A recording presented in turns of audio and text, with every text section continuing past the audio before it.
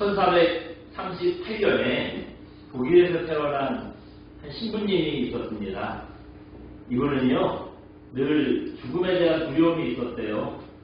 사실 이분이 신부님이 된 것도 이 두려움 때문이었다고 해요. 아직 이분이 신부가 아니고 법학을 공부하는 대학생일 때입니다. 집에 들렸다가 다시 학교로 가는데요. 마른 하늘에 갑자기 벼락이 치더라는 거예요. 근데 그 벼락이 감사히 다행히도 자기 옆으로 쳤다는 겁니다. 안 그래도 겁이 많은 성격인데 얼마나 놀랬겠어요. 그래서 이 청년이요, 하나님, 벼락이 나에게 떨어지지 않고 옆으로 치게 해주셔서 감사합니다. 이 과정에서 하나님 은혜를 생각했대요. 또 내가 널 살려줬으니 날 위해서 살아라. 그런 하나님의 계시로 이걸 알아들었다는 거예요. 그래서 이 젊은이가 그 길로 법학 공부를 때려치고요, 신학교에 들어가서 신부님이 됐어요. 당시 천주교는 이게 지금 1438년 얘기라고 했잖아요. 그러니까 당시 천주교는 믿음의 얘기를 꺼내지도 않고요. 여러분, 우리가 교회에서는 무조건 믿음이잖아요. 믿음의 얘기를 꺼내지 않고 뭐 고행을 해야 한다, 선행을 해야 한다, 그래야 예수를 씻을 수 있다, 이런 잘못된 신앙을 가르쳐주고 있었어요. 그래서 이 젊은 신부도 자기 죄를 속죄받기 위해서요, 무릎으로 기어서 계단을 기어 올라서 그 올라간 고행을 날마다 했다는 거예요. 근데 아무리 무릎이 까지도록 피가 철철 나도록 계단을 오르라는 것이라 해도 도대체 내 죄가 용서받았다는 그 가벼움이 없는 거예요. 그냥 늘 그냥 자기의 죄 때문에 마음이 무겁고 이렇다라는 겁니다. 그래도 혹시 그거 안 해가지고 하나님 앞에 심판받으면 어떻게 해요? 그게 없이 나서 해마다 그 무릎이 까지도록 계단을 오르라는 데를 했다는 거예요. 그러던 어느 날입니다. 이날도 무릎이 다 까지도록 계단을 오르고 있는데 불현이죠. 로마서 1장 17절 말씀이 생각난다는 거예요. 그 말씀이 뭐냐? 한번 잠깐 보여주시겠어요? 다시 한번 읽어봅니다. 로마서 1장 17절 말씀. 기록된 바 오직 의인은 믿음으로 말미암아 살리라. 이분이 똑똑한 사람이었어요. 법학을 공부하는 학생이라고 그랬잖아요. 이거 무릎을 기어다닐 때 이미 신학 박사였죠. 신학 박사인데 그 말씀이 이제야 생각이 난 거예요.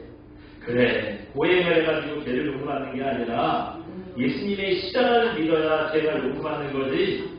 이때부터 이분이요, 천주교의 잘못이 하나하나 보이기 시작하더라는 겁니다. 그래서 종교개혁을 일으켰어요. 이분이 누구냐? 한번 잠깐 보여주세요. 예. 누구래요? 예.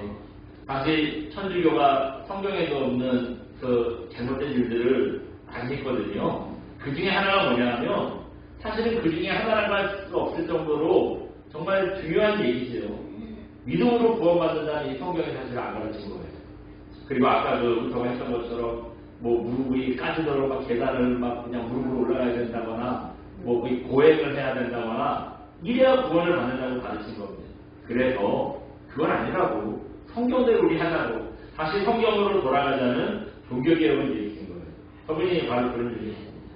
또 미국에서 인디언들에게 복음을 전하기 위해서 영국에서 파송받은 선교사님이 한 분 있었습니다.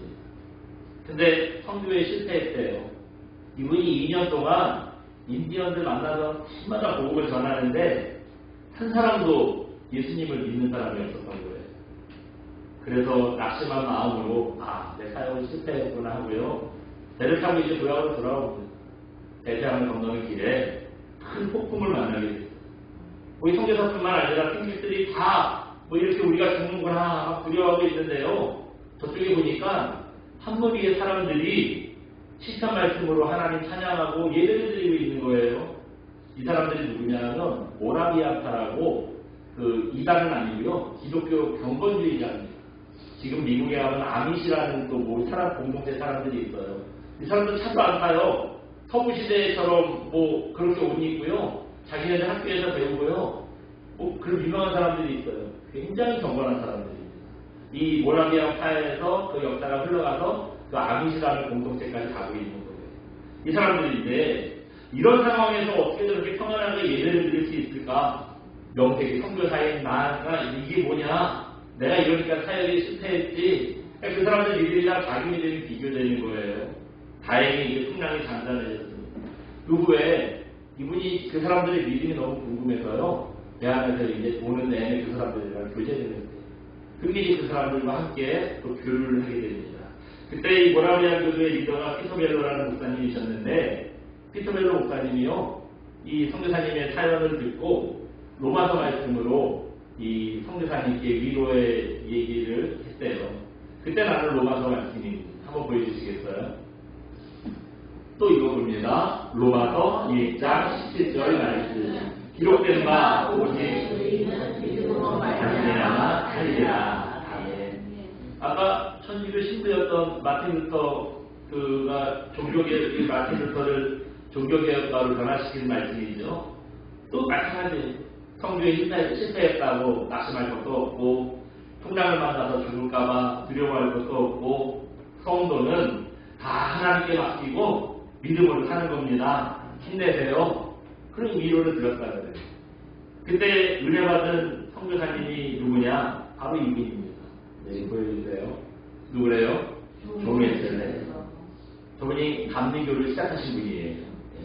마틴 루터나 존 웨슬레나 로마서 1장 17절 말씀을 통해서 삶이 변화됐습니다. 근데 여러분, 로마서 1장 17절 말씀뿐만 아니에요. 이 로마서 모든 말씀은요, 우리의 삶을 새롭게 변화시키는 능력이 있는 말씀입니다. 제가 뭐 시간상 두 명만 말씀을 드렸는데, 뭐 우리가 설교 중에 예를 들어서 말씀드린 몇 분의 사람들도 다 로마서 말씀을 통해서 삶이 변하고 인생이 변화된 분들이 있었어요. 네. 정말 많은 사람들이 로마서 말씀을 통해서 변화를 됩니다. 그 로마서 여러분 읽어보시면 알겠지만 처음 읽어보면요, 이게 뭔 말인가 싶어요. 지금 우리가 이거 본문도 사실은 이게 지금 무슨 인상말인데도 머리가 아프잖아요. 이 교리적으로 뒤로 가면 더해요. 그런데 이 딱딱한 교리를 말씀하고 있기 때문에 읽기가 쉽지는 않은데요.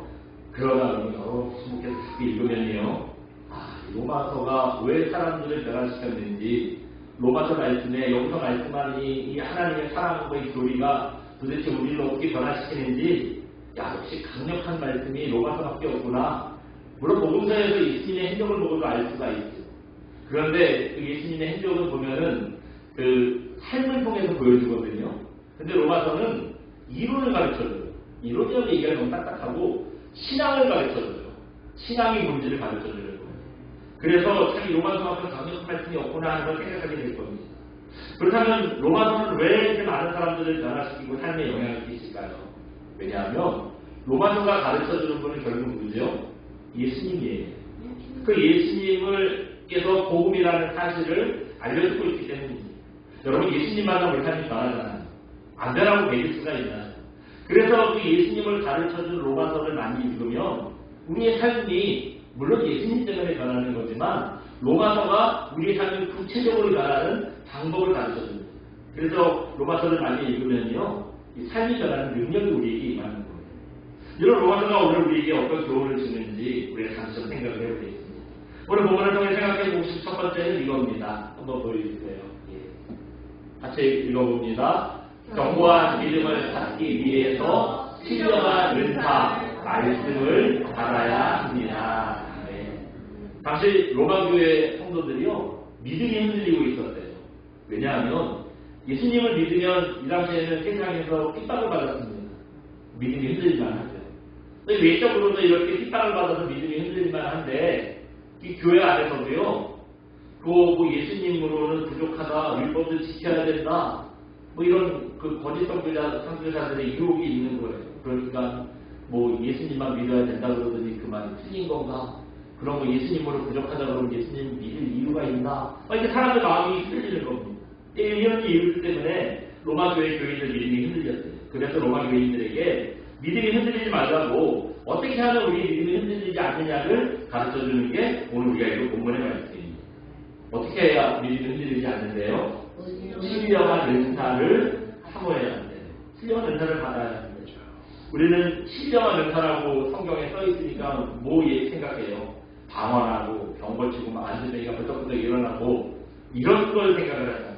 근데 바울이 이때 말한 신령한 은사는 뭐냐면 그런 게 아니라 바로 뭐래요? 하나님의 말씀이었다는 거예요. 하나님의 말씀이었다는 거예요. 우리 오늘 보면 11절 한번 읽어볼까요? 같이 한번 봅니다. 시작. 내가 너희 보기를 간절히 원하는 것은 어떤 신령한 은사를 너희에게 나누어 주어 너희를 보호하게 하려 함이니. 아멘. 예. 내가 로마로 가서 너희 이 로마 교회 성도들 보기를 간절히 원한대요. 왜냐하면 신령한 은사, 여기서 신령한 은사를 아까 뭐라고 그랬죠? 하나님의 말씀이라고 그랬잖아요. 그러니까 니네가 믿음이 흔들린다고 하는데 이 말씀의 은혜를 함께 나누면서 니네 믿음이 흔들리지 않게 내가 붙들어주고 싶다는 거예요. 그래서 로마 교회를 가고 싶었는데 지금은 상황이 뭐 여러 가지로 여의치 않았다 그래요. 그래서 대신 우리가 이번에 로마서 말씀 편지를 써가지고요. 니네 믿음 흔들리지 않게 붙잡아줄게. 지금 그 얘기 하는 겁니다. 여러분 우리도 마찬가지죠. 뭘 봤다, 뭘 들었다, 내가 하나님을 만났다. 막 이런 신령한 체험을 쫓다 보면 그 사람 그런 얘기 들으면 어때요? 나는 이게 신앙생활하는 게 뭔가 저 사람들 어떻게 했길래 저를 은혜를 받았을까 싶은데 너무 여러분 그거 부러워하시면 안 돼요. 그 사람 몇 개월 못 가요. 한 1년만 지나면요 또 그런 은혜가 임하지 않으면 그때는 신앙이 흔들리는 거예요. 왜냐하면 이거 방금 말했던 뭐 들었다, 봤다, 체험했다 이런 게 뭐냐 하면 감정을 호소하는 거거든요. 여러분 이거 뭐 신비한 체험 한번 해보세요. 사실 되게 부러운 건 사실이에요. 말도 못해요. 막 마음이 붕 떠서요. 막 어디든지 가서 기도해 주고 싶은 거예요. 그래서 막 어디 아픈 사람 없나, 귀신 들린 사람 없나, 내가 가서 막 기도 한번 해줘야겠다. 그래서 미칩니다. 받는 애가 있으니까 막 자신감이 넘치는 거예요. 그런데 또 여러분 사실은 이런 것보다는 우리한테 조금 더 위험한 건 뭐냐면 찬양이 그래요. 찬양이 또 조금 위험하다니까 그 말이 이상하긴 한데 여러분 찬양은 누구에게 드리는 거죠? 네, 하나님께 드리는 거예요. 세상들처럼 내가 뭐 기뻐하고 내가 위로받고 내가 그 마음 뜨뜻해지려고 찬양을 하는 게 아니라 여러분 우리 찬양 갖고 막 내가 감동받고 너무 마음이 흔들리고 막 눈물이 찌고 이러면 안 돼요. 우리 자기 감정이 흔들리는 거예요. 그게 아니라 찬양은 하나님께 올려드리는 겁니다. 찬양이라는 것 자체가 그렇잖아요. 우리 보면 북한에서 김일성, 김정일, 김정은을 찬양한대잖아요. 그냥 높여드린다는 거예요. 높여드리는 거예요. 그러니까 찬양이라는 말 자체가 내가 무슨 기분 좋으려고 하는 게 아니라 하나님을 높여드리기 위해서 하는 겁니다. 근데 좀 젊은이들 많이 모이고 찬양을 요란하게 하는 교회를 보세요. 뭐 하나님께 올려드리는 찬양이 아니라 뭐 단지 스타일도 그렇고요. 막 조명 번쩍번쩍 하는 것도 그렇고요. 가면은 문 밖에서 볼 때 은혜가 충만해요. 막 우리 마음을 들었다 놨다 해요. 완전 쉬운 일이다. 근데 이런 감정이 평생 가면 괜찮아요. 그럴 수도 있어요. 근데 감정이라는 게 평생 가지 않잖아요. 은혜 받았을 때는 막 뜨거워지고 막 나도 막 성교사는 나가고 별의별 일을 다 해요. 근데 그 감정이라는 게 얼마 못 가서 식어버리잖아요. 금방 식어버립니다. 그러면 이제 마음이 냉랭해져가지고 오히려 그런 체험이 없는 사람보다 못해지는 거예요. 그래서 맨날 막 은혜를 구하고 은혜 한번 받은 사람들 못해요. 뭐 기도원 다니고 뭐 맨날 뭐 누구 어떤 부흥사 쫓아다니고 무슨 뭐 은혜 받았다 그러면 거기 가고 그래서 인터넷 보면은요 그런 또 요즘에 또 옛날 막 그냥 막 양복 입고 막 그런 부흥사들 말고 세련되고 그런 데 보이는 뭐 부흥사들 많이 있어요. 우리 아주 쫓아다닙니다. 뭐 또 그런 사람들도 문제 생겨가지고 또 시끄럽게 하고 그런 일도 있더라고요. 어쨌든 그래서 이 감정 체험 이런 걸로 신앙이 생긴 사람들은요 꼭 흔들려요. 이 신앙이 기복이 생기게 돼요.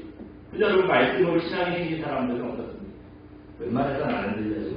왜냐하면 말씀은 안 변하거든요. 여러분 말씀이 변하는 거 보셨어요? 지금 우리가 보는 성경이랑 2000년 전에 이 초대교회 성도들이 보던 성경이랑 똑같아요. 어떻게 아냐? 그때 그 보던 성경들이 발견되는데 지금이랑 우리가 보는 성경이랑 내용을 비교해보면 하나도 안 틀려요. 똑같습니다. 우리는 뭐 2000년 전 초대교회에서 보던 성경이랑 지금 우리가 보는 성경이랑 똑같다니까 당연하지 뭐 별거 아니지 이렇게 생각하는데요. 여러분 그렇지 않아요. 이 고고학이나 이런 학문적으로 보면은 이게 상당히 대단한 겁니다. 밖에 인쇄들도 없잖아요. 그러니까 지리다 베끼는 게 방법이에요. 베끼다 보면 빼먹는 것도 있을 것이고 숫자 같은 거는 틀리는 것도 있을 것이고 그렇거든요. 아무튼 변할 수밖에 없어요. 또 무엇보다도 세상이 바뀌면 세상에 따라서 성경의 그 적용도 달라질 수 있거든요. 여태까지 뭐 다른 종교들, 학문들, 뭐 여러 가지 책들 보면은 시간이 지나면서 다 바뀌었어요. 다 바뀌었어요. 그런데 딱 하나, 뭘까요? 성경. 하나님의 말씀만은 3000년 전에 사람들이 보던 구약 성경이나 예수님이 오신 후에 기록된 신약 성경이나 지금 우리가 보는 성경이나 하나도 안 변했어요. 그게 바로 이 말씀의 권위인 겁니다. 그래서 어떤 분들은 구약 성경은 조금 잘 안 보고 왜냐하면 너무 오래된 얘기니까 신약 성경은 보고 이러면 좋겠다 하는데 여러분 그때 하나님이랑 지금 하나님이랑 같은 분이고 그 하나님을 얘기하는 책이기 때문에 그때 성경도 우리가 보는 거예요. 그래서 우리가 구약도 보고 신약도 보고 지금은 다 보는 겁니다. 하나님의 말씀은 전에도 지금도 앞으로도 변하지 않아요. 그리고 이 말씀에서 배운 예수님의 십자가, 하나님의 사랑, 이걸 믿는 믿음, 이것도 전에나 지금이나 앞으로도 절대 변하지 않습니다. 그래서 바울이 말씀을 붙들어야 흔들림이 없는 견고한 신앙 위에 선다고 가르쳐주는 겁니다. 어떤 대장장이가 며칠 동안 해외여행을 가게 됐대요. 자기 그 직원한테 말발굽을 하나 주면서 이거랑 똑같이 100개를 만들어놔 시켰답니다. 대장장이가 여행에서 돌아와 보니 직원이 말발굽 시킨 대로 100개를 만들었대요. 근데 문제는 뭐냐? 100개가요 다 모양이 제각각인 거예요. 왜 이렇게 됐을까요? 처음에 만들 때 처음을 만들 때에는 주인이 준 걸로 만들었으니까 이렇게 됐어요. 두 번째는 뭘로 만들었냐? 첫 번째 만든 걸 보고 만들었어요. 두 번째는 뭘 만들었냐? 세 번째는 뭘 만들었냐? 두 번째 걸로 보고 만들었어요. 그렇게 하다 보니까 나중에 100번째 갔더니 모양이 완전히 다른 그런 말발굽이 됐다라는 거예요. 네. 여러분, 이거 제대로 만들려면 어떻게 해야 되죠? 처음에 거. 그 대장장이 같은 처음에 걸 보고 만들어야죠. 첫 번째 걸로 이것도 만들고 두 번째 것도 이걸로 만들고 세 번째 것도 샘플로 만들고 이랬어야지 100개가 다 똑같아지잖아요. 여러분 우리가 하나님의 말씀을 보고 신앙생활하지 않으면 우리도 이렇게 되는 거예요. 네. 무슨 뭐 우리 교회 아무개 집사님 참 신실한 것 같아서 그분 보고 신앙생활을 하거나 감정에 치우쳐서 신앙생활을 하거나 무슨 뭐 찬양이 좋다고 뭐 찬양 중심으로 신앙생활을 하거나 나는 그 신앙인은 착하게 살아야 되는 거 같아요. 물론 틀린 말은 아닌데 이 착한 일 중심으로 신앙생활하거나 이러다 보면 처음에는 별 문제가 없는 것 같아요. 근데 나중에 가면은 하나님과 전혀 상관없는 자기 마음대로의 신앙이 되는 겁니다. 그래서 우리는요 말씀을 중심으로 말씀을 보고 신앙생활을 해야 되는 거예요. 그래 혹시 중간에 조금 다르게 갔더라도 이제 말씀을 보면 내가 좀 잘못된 것 같구나 알고 다시 돌아오지요. 언제든지 말씀에 비춰 자기를 이제 교정할 수 있는 바른 신앙 되는 겁니다. 그렇기 때문에 여러분 사람들과의 관계나 아니면 감정에 치우쳐서 신앙생활하지 마시고 오직 말씀 중심으로 신앙생활하는 저 여러분 되시기 바랍니다. 우리가 어떤 경우에도 흔들리지 않고 견고한 신앙 위에 서기를 주님의 이름으로 축원드립니다. 그 다음으로 이어지는 말씀이 또 있어요. 그래서 이 하나님의 말씀 복음을 내가 빨리 가서 너희한테 전해주고 싶대요. 왜 그러느냐? 내가 복음의 빚진 자이기 때문에 그렇다는 거예요. 우리 14절 한번 읽어봅니다. 오늘 보면 14절 봅니다. 시작. 헬라인이나 야만인이나 빚진 자나 어리석은 자에게 다 빚진 자다. 예. 바울이 헬라인이나 유대인이나 어리석은 자에게나 누구에게나 다 자기가 뭐래요? 빚진 자. 빚진 자를 빚을 졌대요. 여기서 빚진 자라는 거는 두 가지 의미가 있어요. 여러분 첫 번째 빚진 자라는 건 뭐죠? 남한테 돈이나 물건을 끄고 안 갚은 사람. 그 사람 빚진 자예요. 또 하나는 뭐냐면 내가 누가 전달해달라고 나한테 뭘 맡겼는데 이거 전해주기 전까지 내가 가지고 있잖아요. 내 건 아닌데 가지고 있잖아요. 남의 걸 가지고 있으니까 이것도 그런 입장에서는 빚진 자라는 거예요. 여기서 바울이 빚진 자라고 얘기한 건 하나님께 뭘 꾸거나 받아서 빚을 졌다는 게 아니라 이 두 번째 거 전달해줘야 되는데 아직 못 전달해주고 내가 갖고 있기 때문에 내가 빚진 자라는 거거든요. 바울에게 복음이 그런 거였어요. 로마에 가서 로마 교인들에게 이거 로마 교회 사람들에게 전달해달라고 하나님께서 복된 소식을 바울에게 맡겼는데 이거 아직 못 갔잖아요. 못 갔으니까 못 때려줬잖아요. 이거 빨리 가서 너희에게 복음 전해주고 싶다고. 이거 전해주기 전까지는 내가 이 빚진 자라고. 이 채무감이 이때 내가 이제 없어지지 않는다고. 그런 얘기를 하고 있는 거예요. 전에 어떤 목사님 설교를 들었는데요. 그분이 이런 얘기 하더라고요. 무슨 얘기를 하는 거예요. 자기가 청년 때 이제 이분들이 여태까지 있으신 분인데 한 30-40년 전만 해도 청년부에서 수련회하면 주로 어디로 가요? 옛날에 기도원 갔거든요. 기도원이 이런 데 없었어요. 산에 막 가가지고요.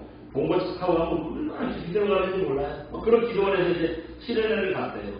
수련회 가면 보통 마지막 날은 뭐 하냐면 캠파이어를 하거든요. 요즘은 뭐 연합집회 같은 거 해가지고 그런 거 할 그런 거 없더라고. 예전에는 막 우리가 다 장작도 싸우고 저기서 불 사고 막 불을 내려 뜻이 없어서 이런 거 불덩이가 확 내려가지고 장작에 불 이런 거 많이 했거든요. 네? 캠파이어 준비를 다 해놨는데 보니까 성냥이 없더래요.